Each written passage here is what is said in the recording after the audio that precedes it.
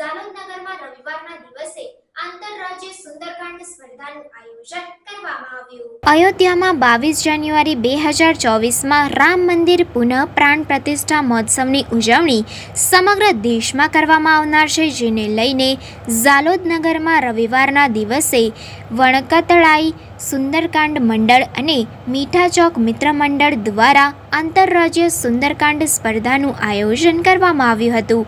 આ આયોજનમાં ઝાલોદ નગર સૌ સનાતન હિન્દુ ધર્મ પ્રેમીઓ દ્વારા સંપૂર્ણ સહકાર આપવામાં આવ્યો હતો અને કાર્યક્રમને સફળ બનાવવામાં આવ્યો હતો.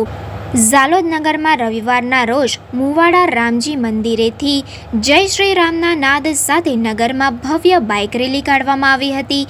આ બાઇક રેલીમાં ઝાલોદના નગરજનો બાઇક પર શ્રીરામ અને શ્રી હનુમાનજીની ધજાઓ સાથે નીકળ્યા હતા. આ બાઇક રેલીમાં અંદાજિત 500 બાઇક સાથે 1200 જેટલી સંખ્યામાં લોકો જોડાયા હતા.